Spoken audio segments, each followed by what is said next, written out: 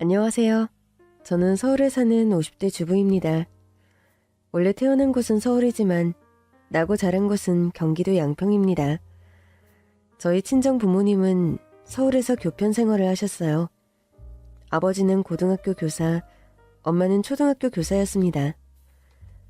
두 분은 어릴 때부터 친했던 동갑내기 친구에서 연인으로 발전해 결혼까지 하게 된 겁니다.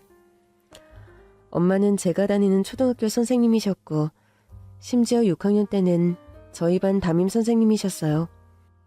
강남에 있는 초등학교다 보니 학생들은 벌써 영어학원, 수학학원을 다니고 있었고 그렇게 동심을 잃고 공부에만 몰두하는 아이들을 안타까워했어요. 그래서 엄마는 학교 근처의 산으로 야외 현장 수업을 가고 전통시장 탐방이라든지 엄마만의 독특한 교육법으로 아이들의 인성교육에 신경 썼습니다. 그러다 보니 학부모들은 그게 불만이었고 급기야 학교에 항의를 했습니다. 교장 선생님, 6학년 이경진 선생님이 수업 시간에 한가하게 산이나 시장에 애들 데리고 간다던데 그거 아세요? 애들 영어 수학학원 가기도 빠듯한 시간에 뭐 하자는 거예요? 선생님이라는 사람이 개념이 있는 거예요? 아유, 학부모 회장님, 노용 가라앉으세요. 이경진 선생님이 아주 실력 좋고 귀감이 되는 선생님이세요. 선생님만의 교육법이 있으신 거니 저희가 이래라 저래라 하기는 좀. 회장님이 다른 학부모님들께도 이해를 좀 시켜주십시오. 아, 여기가 무슨 시골도 아니고 강남이라고요. 그렇게 자기만의 방식대로 애들 가르칠 거면 대안학교를 만들던가요. 이거 시정 안 되면 저희 교육부에 진정서 낼 거예요? 회장님, 이렇게 감정적으로 행동하지 마시고 이경진 선생님과 대화로 해결해 보자고요. 아, 마침 지금 수업 끝나서 교무실로 오겠네요. 아, 지금 오시네. 이경진 선생님, 이쪽으로 와보세요. 네, 교장 선생님. 학부모 회장님도 오셨네요. 무슨 일이시죠? 지금 학부모들 사이에서 선생님 수업 방식에 대해 불만 많은 거 아시나요? 아니요, 몰랐습니다. 제 수업에 무슨 문제가 있나요? 아니, 진짜 몰라서 묻는 거예요? 지금 6학년 3반 학부모들 원성이 자자하다고요. 2반만 교과 수업에 이상한 데 다니고 인성교육 뭐 그런 거 하면서 성적 떨어지면 어떡하냐고 얼마나 불안해하는데요. 여기 강남 8학군이라고요. 초등학교 때 성적이 대학 순위를 결정한다고요. 선생님과 우리 학교는 전혀 안 맞아요. 맞아요. 저도 그렇게 생각하고 있어요. 애들이 학교 수업 마치고 다들 학원에 가서 밤 10시가 넘는 시간에 집으로 가는 모습을 보면 전 가슴이 찢어지던데 어머님들은 안 그런가 봐요? 아직 어린데 좀 놀게 하고 휴일엔 가족과 여행도 가고 숨 쉴 틈을 줘야죠. 그래야 아이들이 좋은 생각을 하며 바른 마음으로 자라죠. 매일 학교 학원만 다녀서 이 아이들 가슴에 뭐가 남겠어요? 커서 어린 시절을 추억할 거리가 없다는 게 얼마나 비참할까요? 공부는 좀 더 자아가 형성된 후에도 늦지 않다는 말씀이에요. 저희 교육과는 그겁니다. 저와 이 학교의 가치가 맞지 않다면 제가 떠날 수밖에 없네요. 아, 선생님까지 왜 그러세요? 화 푸시고 선생님이 조금만 양보해 주세요. 교장 선생님, 죄송하지만 전 제 방식대로 아이들을 가르칠 겁니다. 이 학교랑 안 맞네요. 엄마는 그동안 학부모들에게 지나친 간섭을 받으면서 힘들어했고 결국 경기도 시골 마을로 정근을 가게 되었습니다. 아버지 또한 엄마와 같은 의견이었고 제가 6학년 때 그렇게 우리 집은 시골로 귀농하게 되었습니다. 두 분은 직접 나무와 자재를 구해 황토로 집을 지었고 텃밭에서 여러 가지 채소도 키우며 시골 생활에 아주 만족했어요. 엄마는 시골 분교 초등학교에서 근무를 하셨습니다. 교장 선생님은 서울 강남의 좋은 학교에서 왜 이런 시골로 왔는지 의아해하셨어요. 혜인아, 서울에서 살다가 시골에 와서 속상하지? 너무 엄마 아빠 생각만 한 것 같아서 미안해서. 아니야. 난 엄마가 하자는 대로 다 할 거야. 엄마는 내가 제일 존경하는 선생님이야. 그럼 아빠는 존경하는 선생님 아니야? 에이, 아빠 섭섭하려고 하네. 아빠도 훌륭한 선생님이지. 난 서울보다 여기가 더 좋아. 꽃도 있고 시냇물에 송사리도 있고 개구리 처음 봤어. 그래 혜인아. 엄마는 너가 공부 잘하는 딸보다는 세상을 바라보는 따뜻한 마음을 가진 사람이 되면 좋겠어. 부모님은 학교 선생님이기도 하지만 마을 일에 앞장서서 동네 분들을 도왔어요. 글을 모르시는 어르신들 대신 은행 업무를 봐주시고 모내기며 농산일도 같이 거들었어요. 그렇게 동네 사람들에게 농사를 배우면서 부모님은 밭을 임대해서 농사를 지었습니다. 콩과 깨농사를 지었는데 제법 수확량이 늘어나면서 판매도 하게 되었어요. 엄마는 농사 지은 콩으로 두부를 직접 만들어서 동네 사람들에게 드리기도 했습니다. 어르신, 이거 제가 방금 만든 두부니까 뜨뜻하게 드셔보세요. 여기 양념장도 있으니까 살짝 얹으시면 돼요. 아주 맛있네요. 선생님은 서울에서 사셨다면서 이런 건 어떻게 만드셨대요? 마을 할머니들에게 다 배운 거죠. 다들 예전엔 직접 다 만들어 드셨다고 하더라고요. 그렇죠. 근데 선생님이 만드신 두부 우리만 먹기엔 아까운걸요. 이거 팔아도 많이도 사 먹을 것 같아요. 정말요? 돈 번다기보다 제가 무농약으로 정성껏 키운 콩으로 만든 건강한 두부를 사람들이 많이 먹을 수 있게 하고 싶긴 해요. 엄마가 만든 손두부는 동네 사람들뿐만 아니라 타지 사람들도 와서 사갈 정도로 소문이 났습니다. 손두부가 나오는 시간에 맞춰 줄 서서 기다릴 정도로 인기가 많았습니다. 돈 벌 목적이 아니어서 거의 원가로 팔다 보니 더 반응이 좋았던 겁니다. 저는 부모님께 홈스쿨링을 받으면서 중고등학교 검정고시를 치렀습니다. 부모님 농사일이며 두부 만드는 일도 도우며 저희 세 식구의 시골 생활은 정말 행복했습니다. 저는 부모님처럼 교사가 되고 싶어서 사범대에 입학했고 서울에서 혼자 자취생활을 했습니다. 부모님은 정년퇴직을 하고 본격적으로 두부를 만드셨습니다. 두부 주문량이 늘면서 아예 두부 공장을 설립하게 되었어요. 그러던 어느 날 한 중년 남자가 찾아와서 안녕하십니까. 여기 손두부가 서울까지 소문이 나서 한번 맛보러 왔습니다. 그러셨어요? 제가 그냥 우리 식구 먹인다는 마음으로 만든 건데 다들 맛있다고 해주시니 감사하네요. 멀리서 오느라 고생하셨는데 방금 만든 두부 이거 드셔보세요.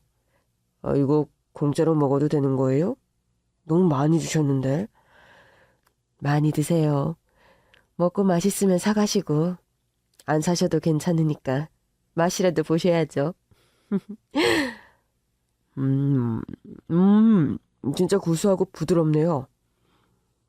동네 사람들이 알려줘서 알았는데 사장님께서 학교 선생님이셨다고요? 선생님이 이렇게 손맛까지 좋으니 능력이 좋으십니다. 사장님, 제가 식당을 운영하고 있는데 두부 납품을 받을 수 있을까요? 제가 전국 프랜차이즈가 100여 개 되거든요. 사장님 두부 딱 맛보고 나니까 이거다 싶네요. 그 정도까지 되려나 모르겠네요. 공장 직원들이 그렇게 많지 않아서요. 다들 몇모씩 그렇게 사가는 거라 고민을 좀 해봐야겠어요. 사장님, 이런 경우에 다들 대박 났다고 하는데 사장님은 참 양심적이신 것 같네요. 돈방 속에 앉을 절호의 기회라고요. 이런 장 고민할 것도 없을 텐데. 전 그게 욕심 없어요. 우리 세 식구 밥 안 굶고 살만한 돈만 있으면 충분해요. 결국 엄마는 남자의 제안을 거절했지만 남자는 엄마의 양심적인 모습에 감동을 받아 매 주말 찾아와서 두부를 사가며 단골이 되었습니다. 저도 평일에는 서울에서 학교 생활을 하다가 주말에 집에 와서 공장 일을 거들었고 그 단골 손님을 매 주말마다 보면서 많이 챙겨드렸습니다. 남자 손님은 제가 부모님을 도와 일하는 걸 유심히 보시며 흐뭇한 미소를 짓더라고요. 알고 보니 그 남자분에게는 저와 비슷한 또래의 아들이 있었고 저를 며느리감으로 점 찍은 겁니다. 양가 부모님들의 주선으로 저희는 연애를 시작하게 되었습니다. 아직 학생이라 결혼을 전제로 만남을 이어갔고 저는 졸업 후 서울의 한 초등학교에 배정을 받았습니다. 남자친구는 아버님이 운영하시는 회사에서 이사로 근무하면서 프랜차이즈 관리며 실무 업무를 담당하고 있었습니다. 알고 보니 시댁은 대대로 한 동네에 살아왔고 그 동네에 건물도 여러 채 보유하고 있는 재력가였습니다. 시아버님 집안은 동네 발전을 위해 여러 기부를 할 정도로 덕망이 높았고 동네 사람들의 존경을 받고 있었습니다. 가난 때문에 학교 진학을 못하는 동네 학생들에게 장학금을 지원해주고 독거노인들을 위해 복지관도 짓고 동네 발전을 위해 기꺼이 후원금을 기부했던 겁니다. 결혼해서 전 시댁으로 들어와서 같이 살았습니다. 넓은 마당과 4층 대저택에는 운동을 할 수 있는 헬스장, 음악 감상실, 탁구장 시설이 갖춰져 있을 정도로 어마어마한 부자였습니다. 시어머님은 남편이 어렸을 때 병으로 돌아가셔서 남편이 유모손에 자라서 시아버님은 결혼을 더 일찍 서둘렀습니다. 아버님은 제가 출근 준비를 하면 직접 토스트를 만들어줄 정도로 다정다감했습니다. 아가, 아무리 바빠도 아침은 꼭 먹고 가렴. 내가 만든 토스트 한번 맛보면 계속 만들어 달라고 할걸? 매번 이렇게 아침 차려주셔서 제가 죄송해요. 며느리인 제가 아버님 식사 차려드려야 되는데. 아니야, 내가 우리 예쁜 며느리 챙겨주고 싶은 거니까 내 즐거움을 뺏을 생각 말거라. 맞아, 우리 아버지 나 어릴 때부터 요리 직접 해서 챙겨주셔서 당신은 맛있게만 먹으면 돼. 그렇죠, 아버지? 그럼 니들 이렇게 같이 출근하는 거 보면 예비 마음이 흐뭇하단다. 우리 준모가 애미정을 모르고 자라서 내가 어떻게 채워줄 수가 없더라고. 이제 우리 며느리가 그 사랑 대신해 줄 수 있으니 얼마나 고마운지 몰라. 우리 세아가 하루 종일 얻고 다닐 수도 있어. 시아버님의 사랑에 보답해드리는 방법은 빨리 손주를 안겨드려야겠다는 생각뿐이었습니다. 그러던 어느 날 친정엄마한테서 전화가 걸려왔습니다. 엄마, 이 밤중에 무슨 일이세요? 이나, 어떡하니? 네 아버지가 이웃 어르신 축사지분 고쳐주다가 그만 무너져서 지금 응급실에 실려갔어. 네? 아빠 상태는요? 머리를 다쳐서 지금 긴급수술에 들어갔는데 설마 아무 일 없겠지? 엄마 너무너무 무서워. 엄마, 진정하시고요. 허서방과 지금 양평으로 갈게요. 시아버님께 얘기를 하고 남편과 차를 몰아 병원으로 향했습니다. 엄마는 거의 기지맥진한 상태였고 수술은 꽤 오랜 시간 걸렸고 하염없이 기다리는 수밖에 없었습니다. 수술이 끝나고 나오신 의사 선생님은 고개를 푹 숙이며 죄송하다는 말씀을 하십니다. 갑작스런 사고로 아버지를 떠나보내고 엄마는 모든 의욕을 잃은 듯 하시는 공장도 접고 사람들과 왕래를 끊으며 지내다가 1년 후 뇌경색으로 아버지가 계신 곳으로 떠나셨습니다. 연달아 두 분을 잃고 저는 충격으로 정상생활을 하기가 어려웠고 결국 학교를 그만두었습니다. 아가, 충격이 얼마나 크겠니? 집에서 아무 생각 말고 푹 쉬렴. 내 마음도 이렇게 아픈데 넌 오죽할까? 죄송합니다, 아버님.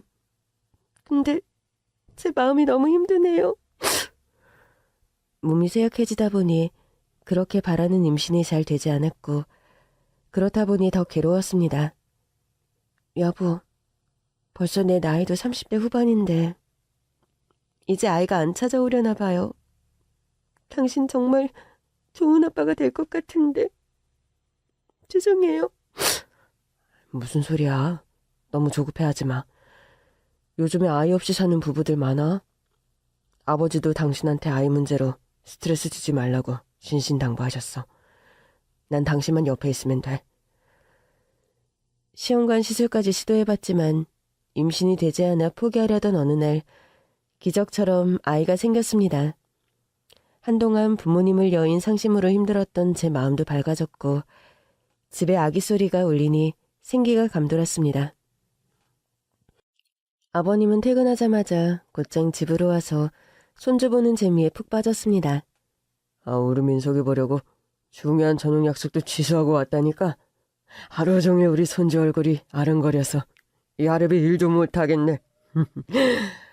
저도 그래요, 아버지. 민석이 영상통화까지 한다니까요.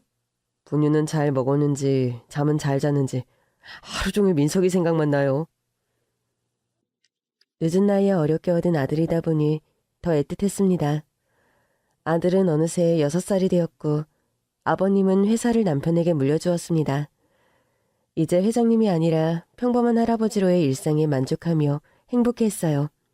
애미야, 민석이 유치원에 데려다주고 올게. 네, 아버님. 매일 이렇게 민석이 어린이집 등하원하는 거 안 힘드세요? 힘들긴. 우리 손주 손잡고 같이 유치원 가는 게 얼마나 행복한데. 행여 내 행복 뺏을 생각 마라. 그럼요. 아버님 이제 일선에서 물러나셔서 마음 편히 계신 거 보면 참 편안해 보이시고 보기 좋아요. 할아버지, 늦었어. 빨리. 아유, 내 정신 좀 봐. 우리 민석이 지각하면 안 되지. 민석아, 차 조심하고 할아버지 손 꼭 붙잡아야 돼. 응, 엄마. 유치원까지는 걸어가면 되는 멀지 않은 거리지만 큰 사거리가 있어서 항상 시아버님이 데려다주게 된 겁니다. 횡단보도에 파란불로 바뀌어서 걷고 있는데 갑자기 자동차 한 대가 급속도로 시아버님과 아들 있는 쪽으로 돌진했습니다.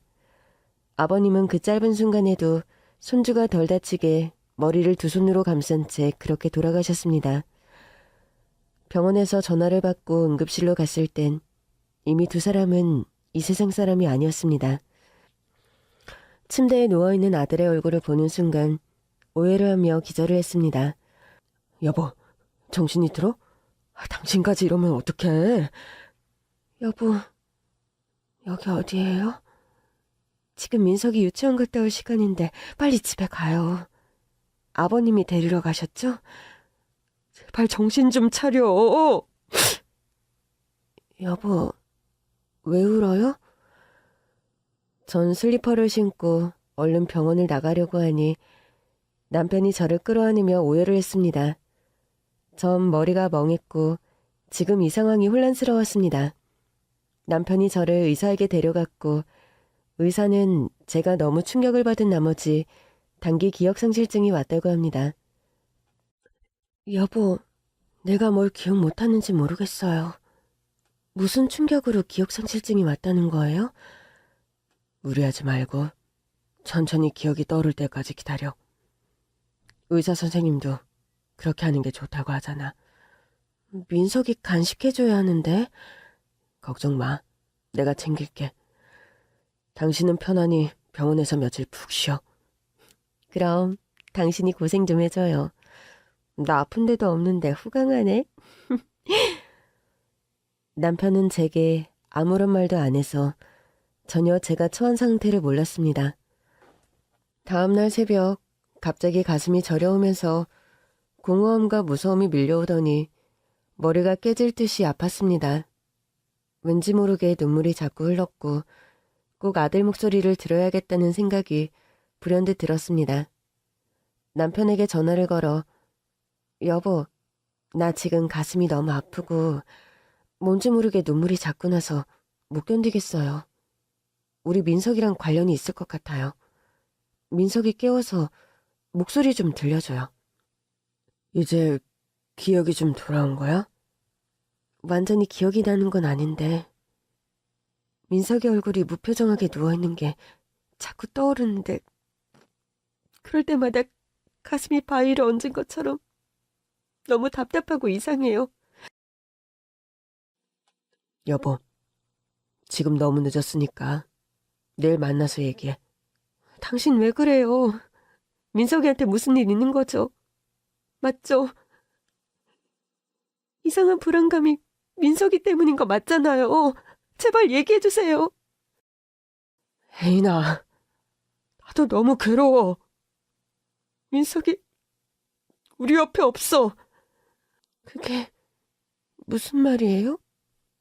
민석이 어디 갔는데? 당신이 기억해내야 돼. 민석이 침대에 눈 감고 누워있는 모습. 민석이가 눈을 안 떠요. 자사고. 민석아! 전 순간 민석이가 사고당한 게 떠오르면서 혼절을 했습니다. 다시 정신이 들고 나서 전 민석이와 시아버님 사고가 생각이 났습니다. 남편은 제가 다시 기억을 찾을 때까지 장례식을 미뤘고 3일 만에 전 고통스러운 현실을 마주했습니다.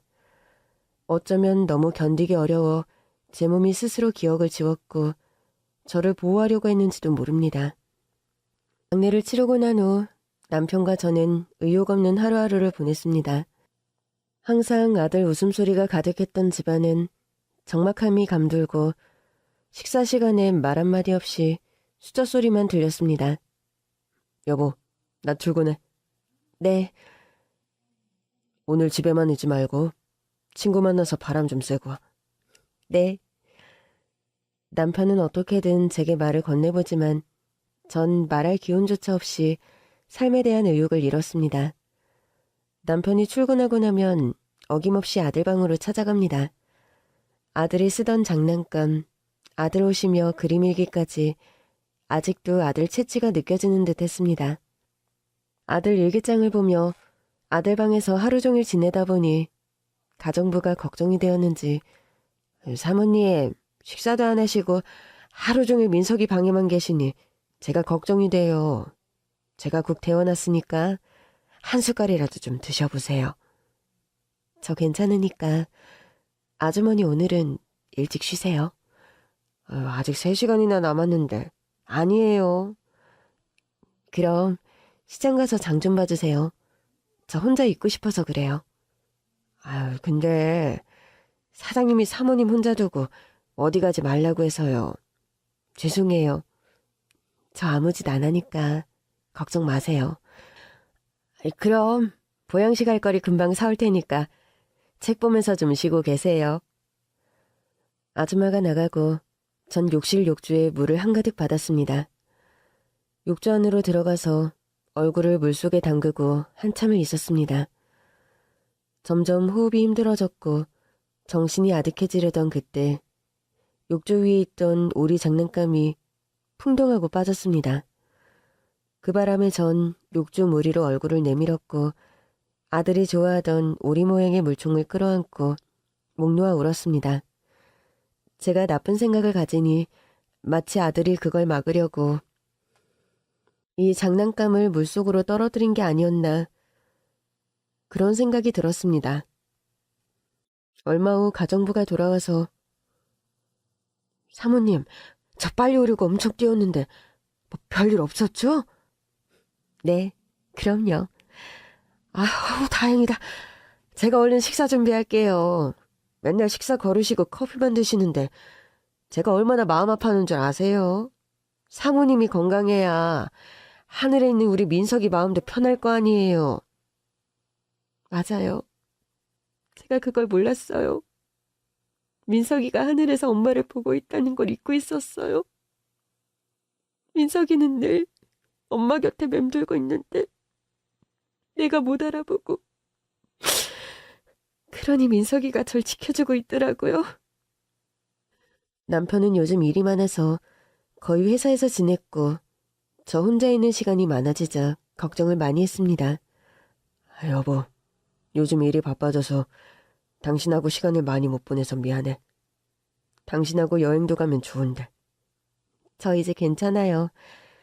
사실 그동안 하루 종일 민석이 생각하면서 많이 힘들었는데 제가 그렇게 무너지면 우리 민석이 마음이 아플 거라는 걸 알게 되었어요. 저 다시 기운 차리려고요. 그래. 쉽진 않겠지만 내가 많이 도울게. 사고로 아들을 하늘에 보내고 겨우 상처를 치유하고 있던 어느 날, 이른 새벽 눈을 떴는데 초인종 소리에 밖을 나가보니 이 아이 20년만 키워주세요라고 쓰여있는 편지와 갓난아이가 있었습니다. 아니, 누가 아이를 두고 갔을까? 아유, 태어난 지 얼마 안 된 것 같은데. 저는 아이를 안고 집 안으로 들어갔습니다. 잠에서 깬 남편이 저를 보며 새벽에 웬 초인종 소리야? 누가 왔어? 누가 이 편지와 함께 갓난아이를 놓고 갔어요. 뭐? 아이라고? 아니, 이렇게 예쁘게 생긴 애를 누가 우리 집 앞에 뒀을까? 무슨 사정이 있나 보네요. 오죽했으면 갓 태어난 아이를 남의 집 앞에. 여보, 날 밝으면 아동보호시설에 연락해서 아이 맡겨야겠어. 그래야겠죠? 얼른 주무세요. 아직 날 밝으려면 한참 남았어요. 그래. 당신도 자. 저는 아이가 울면 달래주고 기저귀가 없다 보니 부드러운 천으로 기저귀 대신 여러 차례 갈아주면서 밤을 지새웠습니다. 그러다 보니 민석이 태어났을 때가 생각나면서 눈물이 났습니다. 잘 울지도 않고 순한 게 민석이 닮았네. 아침이 되자 남편이 아동보호시설을 알아봐달라고 비서에게 전화하려는데, 저 여보, 밤새 생각해봤는데 이 아이 우리가 키워보는 건 어때요? 이 아이를 키운다고? 당신 아직 민석이 때문에 힘든데 괜찮겠어? 아이 보니까 민석이 태어났을 때랑 닮아서 더 마음이 가더라고요. 아이 눈을 바라보고 있는데 마음이 짠했어요. 이 어린애가 무슨 죄가 있어서 태어나자마자 부모에게 버림받고 저희가 시설에 보내면 또 버림받는 거잖아요. 저 이 아이 잘 키워보고 싶어요. 아마 아이 엄마도 처음부터 시설에 안 보내고 우리 집 앞에 둔 거 보면 우리 집 사정을 잘 아는 동네 사람이 아닐까 싶어요. 주변에서 아이 잘하는 걸 지켜보고 싶지 않았을까요? 당신 말 듣고 보니 그럴 것 같기도 하군. 당신이 원한다면 나도 좋아. 고마워요. 왠지 이 아이가 우리한테 찾아온 복덩이 같아요. 아이 보고 있으면 저절로 웃음이 나와요. 그렇게 저희 부부는 이 아이를 친자식처럼 키우기로 결정했고 이름부터 지어주기로 했습니다. 아이 이름 건우 어때요? 여러 장면소를 다녀봤는데 이 이름이 제일 마음에 들더라고요. 건우? 괜찮네. 그럼 당장 출생신고부터 하자고. 친자로 출생신고를 하고 나니 이제 진짜 우리 아들임이 실감이 났습니다. 온 집안에 아이 울음소리가 울리니 집안 공기가 달라졌습니다. 침울하고 적막이 가득했던 집은 따뜻하고 이제야 사람 사는 집 같았죠. 전 하루 종일 육아에 전념했습니다. 아줌마, 우리 건우 배고픈가 봐요. 분유통 다 삼겼나요? 아유, 네, 다 삶았어요. 사모님, 요즘 얼굴이 확 피신 거 아세요? 너무 보기 좋으세요. 제가요? 건우 보고 있으면 민석이 생각이 나니까 더 잘하게 되더라고요. 민석이 목처럼 잘 키우고 싶어요. 내 정신 좀 봐. 본인은 제가 태울게요. 아주머니는 건우 목욕물 좀 부탁드릴게요. 네, 얼른 목욕물 받을게요. 남편은 회사 일이 요즘 많이 바쁘지만 아들 보려고 웬만하면 저녁 약속은 안 잡고 바로 칼퇴근을 했습니다. 여보, 나왔어. 우리 건우 오늘 잘 놀았어? 건우야, 아빠 왔다? 아니, 회사 대표가 이렇게 맨날 칼퇴해도 돼요? 요즘 회사 일 바쁘다면서요. 아무리 바빠도 우리 아들 보고 싶은 걸 어떡해. 농땡이 좀 쳤지. 건우, 뭐 필요한 거 있으면 다 말해. 우리 아들한테 뭐든지 다 해주고 싶어. 저희 부부의 사랑을 듬뿍 받으며 아들은 건강하고 밝게 잘 자라줬고 어느새 민석이가 떠났던 때와 같은 6살이 되었습니다. 건우는 유난히 책을 좋아해서 밥도 안 먹고 몇 시간씩 책을 읽는 경우가 많았어요. 건우야, 책 그만 읽고 마당에 나가서 엄마랑 같이 놀까? 엄마, 나 조금만 읽고 금방 다 읽어. 그래, 건우야. 공부도 좋지만 엄마는 우리 건우가 밖에서 뛰어놀면서 건강하게 제일 좋아. 책 많이 읽으면 눈 아프고 밥 안 먹으면 건강한 아이 될 수 없잖아. 그러면 엄마 마음이 아플 것 같은데. 아, 나 또 마음 약해서 엄마한테 넘어갔어. 알았어. 나 책 안 읽을게. 엄마 하고 싶은 거 할게. 아유, 우리 아들 효자네. 그럼 엄마가 지금 제일 하고 싶은 건 엄마가 건우 간식으로 쿠키 만들 건데 그거 같이 도와줄래? 알았어. 엄마 부탁이라면 거절할 수가 없지. 아들과 쿠키를 만드는 이 시간이 눈물겹도록 행복했습니다. 제가 이런 행복을 누릴 자격이 있는지 아들을 먼저 보낸 죄인처럼 지내기만 했는데 건우는 저를 다시 웃게 하고 살게 해준 생명과도 같은 존재였습니다. 와, 건우가 도와주니까 금방 다 만들었네. 우리 이거 들고 아빠 회사에 갈까? 와, 좋아. 나 아빠 일하는 거 보고 싶어. 건우를 차 뒷자리에 태우고 안전벨트며 쿠션까지 꼼꼼하게 확인했습니다. 민석이를 교통사고로 보낸 이후부터 한동안 차 운전을 안 했었는데 건우가 커가면서 다시 운전대를 잡았거든요. 그리고 트라우마 때문에 극상스러울 정도로 민감하게 안전을 체크하게 되었습니다. 안전점검 끝. 손님, 그럼 출발해 볼까요? 그럴까요? 운전 조심하세요, 기사님. 이렇게 아들과 드라이브 겸 같이 외출하는 게 이제는 자연스러워졌어요. 얼마 전까지만 해도 차만 보면 온몸에 땀이 나면서 긴장이 되었거든요. 아들과 얘기를 나누면서 오다 보니 금세 남편 회사에 도착했습니다. 로비로 가서 안녕하세요. 오랜만이시죠? 네, 사모님. 정말 오랜만이에요. 한동안 회사도 잘 안 오셔서 어떻게 지내시는지 궁금했어요. 다들 염려해 주신 덕분으로 잘 지냈어요. 참, 우리 아들 처음 보죠? 건우야, 인사해야지. 안녕하세요. 허건우입니다. 안녕. 너가 건우구나. 똘똘하게 생겼네. 남편한테 연락 안 하고 왔는데 지금 회사에 있나요? 네, 제가 연락해 보겠습니다. 비서와 통화한 여직원은 심각한 표정으로 와서는 사모님, 죄송하지만 오늘은 이만 돌아가셔야 할 것 같습니다. 대표님이 지금 중요한 업무를 처리하고 있어서 경황이 없으신 것 같아요. 아, 그래요? 무슨 일이길래. 건우라면 열일을 제치고 올 사람인데 중요한 일인가 보네요. 어쩔 수 없죠. 그럼 이거 우리 아들하고 같이 만든 쿠키인데 나눠 드세요. 아, 이거 전해주려고 오신 거군요. 저희가 이렇게 먹어도 될는지. 별거 아니에요. 다음엔 더 좋은 걸로 대접할게요. 그럼 수고들 하세요. 네, 감사히 잘 먹겠습니다. 살펴가세요. 건우야, 안녕. 또 놀러와. 네, 수고하세요. 남편에게 전화를 걸까 망설이다가 그냥 집으로 돌아왔습니다. 그날 남편은 밤 12시가 넘어서 늦게 퇴근을 했습니다. 여보, 오늘 늦었네요? 많이 피곤해 보여요. 아, 그런가? 회사에 일이 좀 있어서. 참, 오늘 당신 건우하고 회사 왔다는 얘기 전에 들었어. 급한 일 처리할 게 있어서. 좀 미안했어. 아니에요. 오늘 건우랑 쿠키 만들었는데 겸사겸사 그것도 전해주고 당신 회사 구경시켜주려고 했죠. 근데 회사에 별일 없어요? 좀 수습하면 당신한테 말하려고 했는데 회사에 지금 일이 좀 생겼어.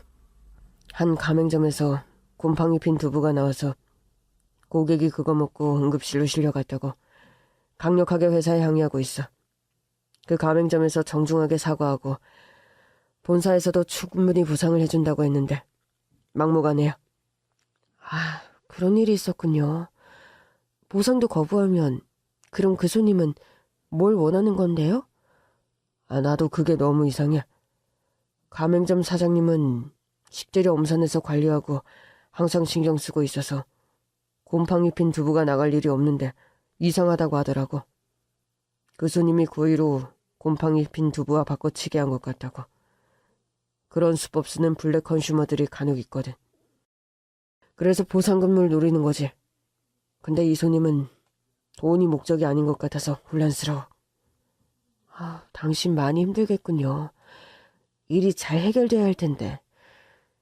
지금 언론 플레이를 시작해서 우리 홍보팀에 기사가 안 나가게 막고는 있는데 그 사람 목적이 우리 회사 이미지를 실추시키려는 것 같아. 회사 법무팀에서도 강경하게 대응 준비하고 있어서 문제가 꽤 커질 것 같아. 결국 법정 싸움으로 가게 되었고 그런 가운데 언론에서는 남편 회사가 비양심적인 회사라는 악의적인 글로 비난했습니다. 일파만파로 기사들이 퍼지면서 아무리 해명 기사를 내놓아도 사람들은 한번 실추한 회사 이미지를 되돌리기가 어려웠습니다. 저 대표님, 지금 가맹점주들이 계약 해지하겠다고 전화가 빗발치고 있습니다.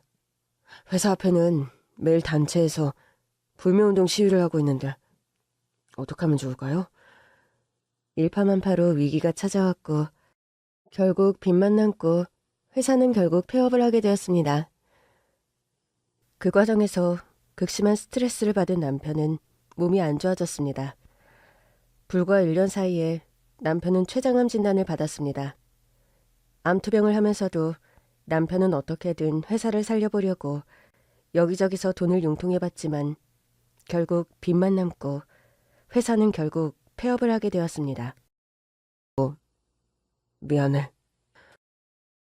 우리 세 식구 걱정 없이 행복하게 평생 살 수 있게 하고 싶었는데. 당신은 최선을 다했어요. 이젠 회사는 잊어버리고 당신 건강만 생각하세요. 당신이 우리 지켜줘야 되잖아요.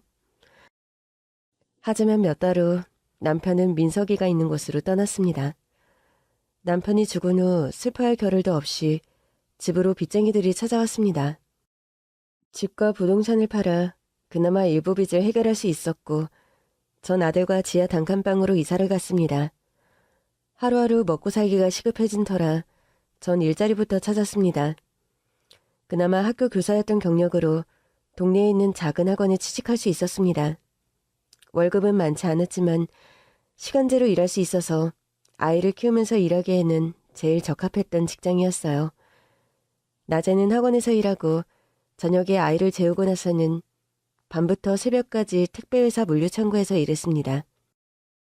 택배를 분류하는 일을 하는 건데 허리가 끊어질 듯이 많이 힘들었지만 그나마 월급이 많고 아침에 퇴근할 수 있어서 오랫동안 일을 했습니다. 가난했지만 빚을 갚으면서 최선을 다해서 아이를 키웠고 아들은 반듯하게 잘 자라줬습니다. 엄마, 여기 누워봐요. 제가 허리며 다리 주물러 줄게요. 아휴, 괜찮아. 나 공부해야 되는데. 이럴 때 힘센 아들 써먹는 거예요. 우리 엄마 아파서 끙끙대면서도 맨날 안 아프다고 하고. 엄마, 조금만 참으세요. 제가 빨리 성공해서 엄마 예전처럼 부잣집 사모님 만들어드릴게요. 그러니 건강만 하세요. 그래, 우리 아들 말만 들어도 너무 행복해. 우리 지금 좀 힘들어도 잘 이겨내자. 아들은 저한테 끔찍이 잘했고 학교에서 줄곧 전교 1등을 했고 서울대에 입학했습니다. 그렇게 20살이 된 아들을 보니 처음 아들을 봤을 때가 생각났습니다. 그때 편지에 20년만 키워주세요라고 쓰여 있었는데 그게 무슨 말일까? 그러던 어느 날 밤늦게 집으로 누군가 찾아왔습니다. 계세요? 밤늦게 죄송합니다. 네, 누구신지. 처음 뵙겠습니다. 저는 이혜진이라고 하는데요. 20년 전에 사모님 집 앞에 아이를 두고 간 엄마입니다. 네? 우리 아이 친엄마라고요? 사모님 뵐 면목이 없어요. 이 아이 그동안 잘 키워주셔서 정말 감사합니다. 근데 어떻게 우리 집을 찾았어요? 저 사실 우리 아이 어떻게 크는지 주변에서 지켜보고 있었어요. 사정이 있어서 사모님 앞에 나타나지 못했습니다. 안 그래도 무슨 사정이 있을 거라고는 생각했어요. 오죽했으면 아이를 남의 집 앞에 그렇게 뒀을까. 그 생각부터 들었죠. 실례가 안 된다면 어떤 사연인지 여쭤봐도 될까요? 제가 집이 가난해서 16살 때부터 공장을 다니면서 집안 생계를 책임졌어요. 그러다 19살에 공장에서 같이 일하는 남자를 사귀게 되었고 임신을 하게 되었어요. 동거를 시작하고 곧 결혼식을 올리자고 했는데 어린 나이에 아빠가 된다는 게 겁이 났는지 어느 날 그 남자가 집을 나갔어요. 남자 소식은 찾을 수가 없었고 전 미혼모로 아들을 낳았어요. 근데 제 인생이 얼마나 박복한지 몸이 하도 안 좋아서 병원에 갔더니 위암 말기로 시한부 선고를 받게 되었어요. 어떻게 그런 일이 한창 젊은 나이에 얼마나 힘들었을까요? 친정 부모님과 형제들은 제가 돈을 못 벌자 나몰라라 하고 의지할 사람 하나 없이 정말 힘들었어요. 저 혼자 아이 키우면서 살아갈 자신이 없었어요. 그래서 저도 사모님 사시던 그 동네에서 살아서 어릴 때부터 그 집 사정을 좀 알고 있었거든요. 사모님 시댁이 워낙 부자여서 동네에서 모르는 사람이 없어서요. 그래서 우리 아이만큼은 평생 잘 먹이고 잘 키워주겠다고 생각했어요. 그리고 같은 동네다 보니 왠지 마음이 편했고요. 그렇게 저 혼자 쓸쓸히 삶을 마감하려고 했어요. 그렇게 삶의 끈을 놓으려던 여자에게 기적 같은 일이 생겼습니다. 마지막으로 아이 얼굴을 보려고 저희 앞에 왔던 여자는 오열하며 골목 끝에서 지켜봤습니다. 그러다가 그만 실신해서 쓰러졌고 누군가에 의해서 병원으로 실려갔습니다. 정신이 드세요? 여기가 어디죠? 병원이에요. 당신 쓰러졌어요. 제가 발견했어요. 감사합니다. 남자는 한국말이 서툰 게 외국 사람이었어요. 저 이상한 사람 아니에요? 저 고향은 미국이고 한국에는 사업 때문에 왔어요. 당신 쓰러진 그곳을 지나가다가 사람들이 몰려있길래 갔어요. 아무도 당신 안 도와요. 제가 당신 얻고 제 차에 태우고 병원 왔어요. 근데 의식 없는데 계속 울어요. 왜 울었는지 물어봐도 돼요? 저 도와주신 거 너무 감사한데 저 그냥 두시지. 저 같은 사람 살아서 뭐해요? 사람이 쓰러졌으면 무조건 살려야죠. 생명은 소중해요. 아무리 힘든 일이 있어도 자기 생명 지켜야 돼요. 생명은 내 것만 아니에요. 당신을 사랑하는 가족과 당신을 걱정하는 사람들에게도 소중해요. 그들 위해서 생명 지켜야 돼요. 남자는 서툰 한국어로 여자를 위로했고 여자는 왠지 모를 편안함을 느꼈습니다. 남자는 40대 중반의 나이로 의사 출신의 사업가였습니다. 한눈에 여자의 건강 상태가 안 좋음을 직감하고 정밀 검사를 요청했고 여자가 암투병 중이라는 사실을 알았습니다. 저 의사였어요. 지금은 그만두고 미국에서 제약회사 사업해요. 아버지가 계속 사업했고 제가 이어받아서 하기를 원했어요. 당신 위암 말기라고 의사한테 들었어요. 저 미국에서 암 환자 많이 치료해봤어요. 그리고 우리 회사에 유명한 박사 의사 많아서 연구 많이 했어요. 암 환자들 포기하지 말아요. 충분히 나을 수 있어요. 말씀만이라도 감사해요. 근데 저한테는 희망이 없어요. 병원비는 제가 퇴원하면 꼭 갚겠습니다. 저 그만 퇴원할게요. 왜 그렇게 고집이 세요? 병원비 신경 쓰지 말고 치료 더 받으세요. 근데 제가 한국에서 바이어 만나 일 끝나서 미국 가야 돼요. 이번 주말에 가야 되는데 저 당신 병 고쳐주고 싶어요. 우리 회사 좋은 약, 좋은 의료기기 있어요. 병원 치료 제가 할 수 있게 해줄게요. 같이 안 갈래요? 여자는 낯선 외국인이 미국으로 가서 치료를 해준다는 말이 처음엔 사기를 치르고 저러나 싶었다가도 남자의 진실된 눈빛을 보니 마음이 흔들렸습니다. 여자가 못 믿을까봐 미국에 있는 집 사진과 회사 사진, 가족 사진까지 보여줬습니다. 그리고 남자와 다정하게 포옹한 여자 사진이 보이길래 와이프시군요. 두 분 참 좋아 보이세요. 와이프, 저기 하늘로 떠났어요. 당신 같은 암이었어요. 제가 병원 일이 너무 바빠서 우리 아내 돌보지 못했어요. 그래서 마음이 너무 아파요. 남자는 아내 얘기를 하면서 오열을 했고 그 모습을 보면서 마음이 애처로웠습니다. 이 남자가 왜 여자에게 그렇게 친절을 베풀었고 여자의 암 치료를 돕겠다는지 이제야 이해가 되었습니다. 여자는 남자가 하자는 대로 미국으로 갔고 남자가 예전에 의사로 근무했던 병원에서 치료를 받았습니다. 남자는 회사 일로 바쁜 와중에도 거의 매일 병원에 와서 여자를 간호했고 두 사람은 서서히 가까워졌습니다. 피터, 당신이 옆에 있어서 정말 행복해요. 당신 없었으면 저 지금 여기 없는 거잖아요. 혜진이는 아무 걱정 말고 빨리 병 나아야 돼요. 맞아요. 저 빨리 병 나으면 꼭 할 일이 있어요. 당신한테 말 못했지만 저 미혼모예요. 그리고 아들이 하나 있는데 키울 수가 없어서 헤어졌어요. 제가 그날 쓰러진 게 마지막으로 아들 얼굴 보려고 간 거였거든요. 제 아들 보러 가도 되나요? 그럼 당연하지. 혜진이 아들이면 내 아들이에요. 혜진이 건강해지면 우리 결혼식 올리고 아들 보러 가요. 피터, 정말 고마워요. 저 치료 잘 받고 밥 잘 먹고 빨리 건강해질게요. 여자는 몇 달 후 정말 기적적으로 암 완치를 했습니다. 그리고 아들을 보러 한국으로 왔습니다. 여자는 저희 집 동네로 와서 아들 소식을 물으러 다녔어요. 슈퍼에 들어가서 안녕하세요.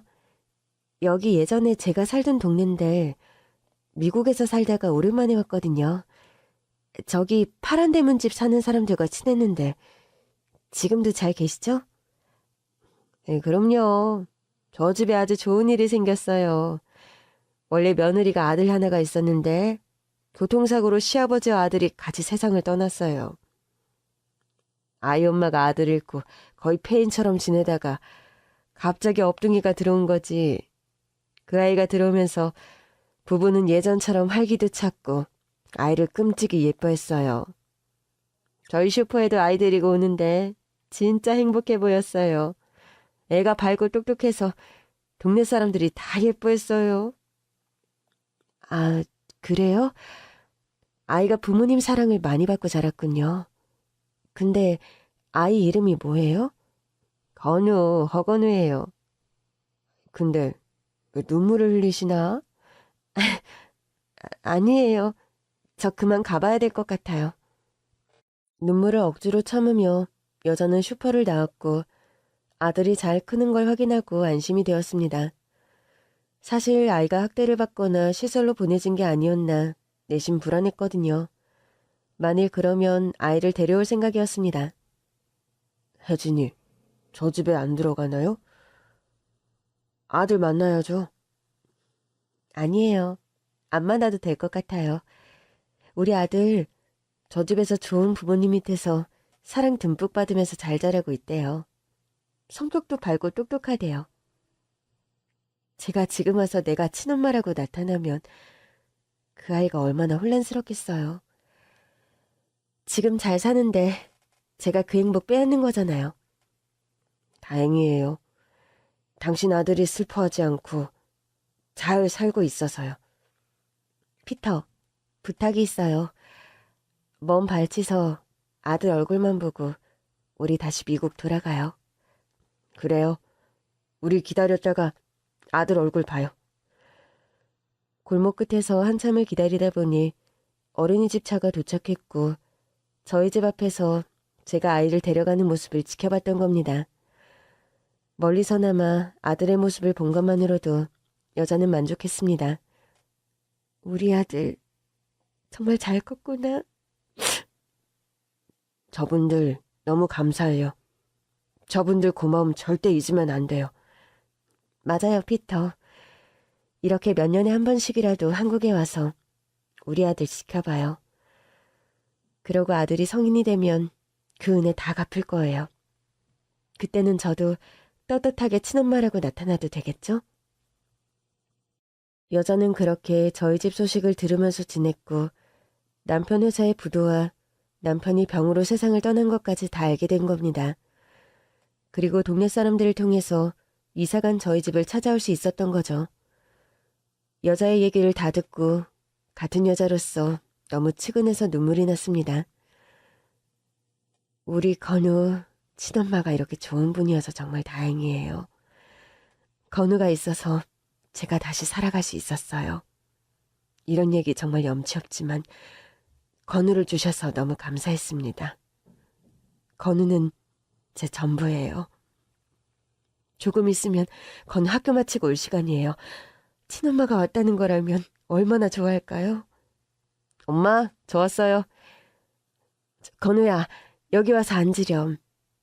인사해, 너 친엄마셔. 네? 친엄마시라고요?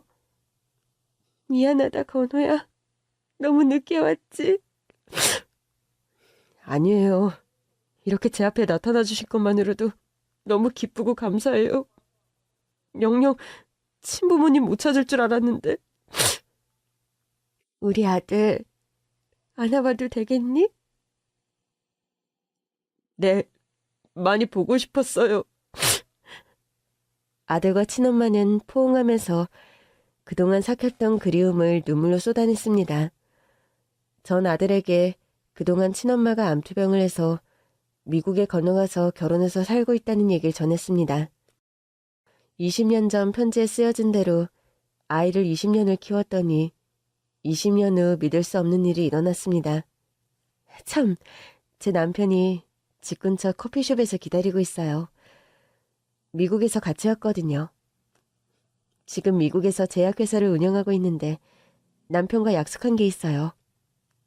훗날에 사모님 만나면 우리 아들 잘 키워주는 애 꼭 갖겠다고요.